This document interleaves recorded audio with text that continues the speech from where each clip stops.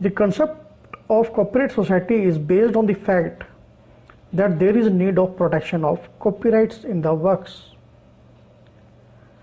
The main objective of copyright society is that it can issue or grant licenses in respect of any work which is covered by Copyright Act.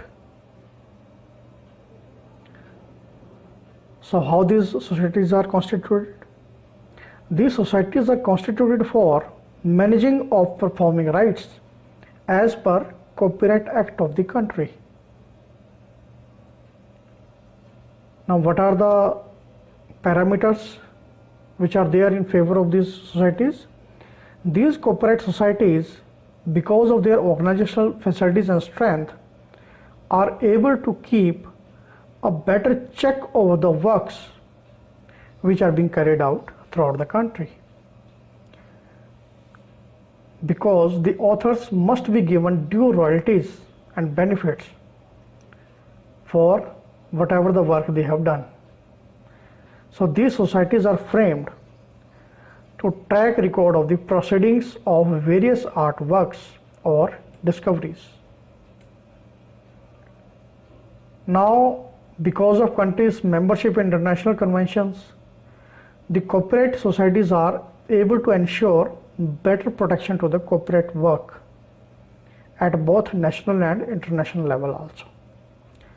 In India, a copyright society is a registered collective administration society as per the Copyright Act 1957. Such a society is formed by authors and other owners. Now what is the minimum membership? The minimum membership required for registration of a society is 7. The registration granted to a copyright society is generally for a period of 5 years and may be renewed from time to time, but it should be before the end of the 5 years as per the law. So what we can say that only one society is registered to do business in respect of the same class of work. There are many registered copyright societies in India.